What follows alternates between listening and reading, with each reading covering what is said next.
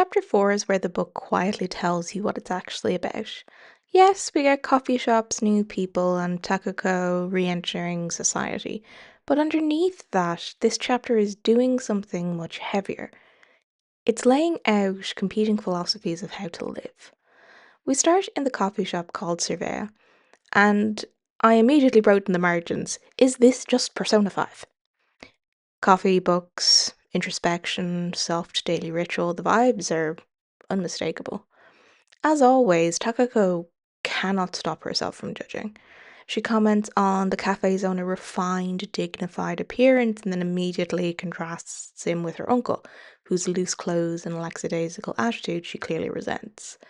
Once again, she's clinging to this idea that seriousness, rigidity, and visible discipline equals legitimacy, which matters because the next conversation directly challenges that.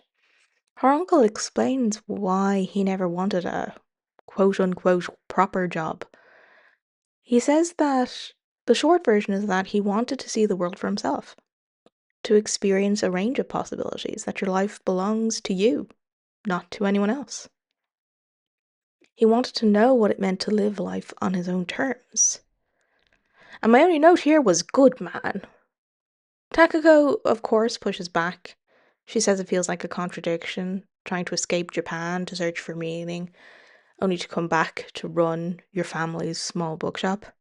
And, oof.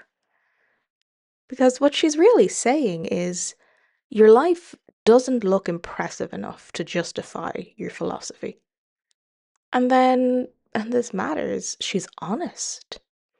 She admits to us that when she was in college, she used to dream of living a life aligned with her own values, one that felt true to her. And when it came time to act on that, she didn't have the courage.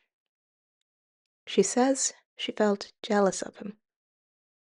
And I underlined that and I wrote, wow, honesty. This is one of the first time Takako admits that her resentment isn't moral, it's personal. Then her uncle says something quietly devastating. Maybe it takes a long time to figure out what you're truly searching for. Maybe you spend your whole life just to understand a small part of it. No matter where you go or how many books you read, you still know nothing. You still haven't seen anything. And that's life. This isn't meant to be comforting. It's meant to be freeing. Then we finally get clarity about his wife. He says they shared the same way of looking at the world. That's what brought them together and also what pulled them apart. They met in the middle of the journey. They fell in love, but that doesn't mean that they were meant to travel together forever. At some point, everybody has to find safe harbor. He says he thought they'd make it to the end together. He says that he is still in love with her. And this is important. The way he talks about her doesn't feel like divorce. It doesn't feel like abandonment. It feels like finality. Like a separation you don't come back from. Whatever happened, it wasn't casual. And it clearly reshaped him. That context matters because it frames everything about how he lets Takako exist in the shop. He doesn't rush her, he doesn't fix her, he gives her space because he understands that journeys diverge. That night, Takako can't sleep. For the first time, she reaches for a book instead. She reads Until the Death of the Girl, and it hits her hard. She says that the book could only have been written from fear and love of life. And honestly, that's the same true of this novel as well. She tells her uncle she doesn't know how to explain what she felt. And instead of just pushing her to articulate it, he just encourages the feeling, which is huge. This is where Takako declares that she's done sleeping all the time, that it no longer feels necessary. And what I wrote in the margins was careful. because she hasn't actually healed. She's just replaced one form of disappearance with another. Sleep has just been swapped for reading. There's still avoidance, just a more socially acceptable one. But something is shifting. Her language becomes more self focused. She starts wondering about the people who owned the books before her, who they were, what they felt, and notably, she keeps assuming they're women, which is interesting.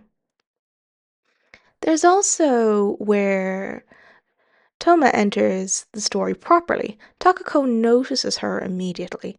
Her black apron, her intensity, how much she admires her. They drink tea together upstairs, surrounded by books, faces close, eyes shining. And I'm just going to say it, those are not straight people thoughts. Now, an important context. I don't know where this goes. I'm reading through my own lived experiences, but I also don't think Takako understands her own sexuality at all yet. She isn't trusting her feelings. She isn't listening to herself. But she doesn't have that capacity yet, which makes it interesting that her uncle clocks it instantly. When he casually asks if she prefers girls, there's no judgment, no shock. Especially given the cultural context that's quietly radical. Then the male barista appears, and when Takako realizes he's interested in Toma, not her, she describes it as her fever breaking, her anxiety subsiding. She's relieved. That reaction says more than she does. What follows is predictably messy. The barista asks Takako to do the emotional labor for him, to feel Toma out in exchange for free refills. Takako notices how wrong this feels and also notices things about Toma that he hasn't bothered to learn about her. Her favourite colour, her favourite animal, favourite neighbourhood. He is in love with the idea of her. Takako is actually paying attention. And when Toma invites her to the secondhand book festival, Takako agrees. And all I wrote in the margin was, "Girl, you may be an idiot." Because this was probably a date. And she had absolutely no idea.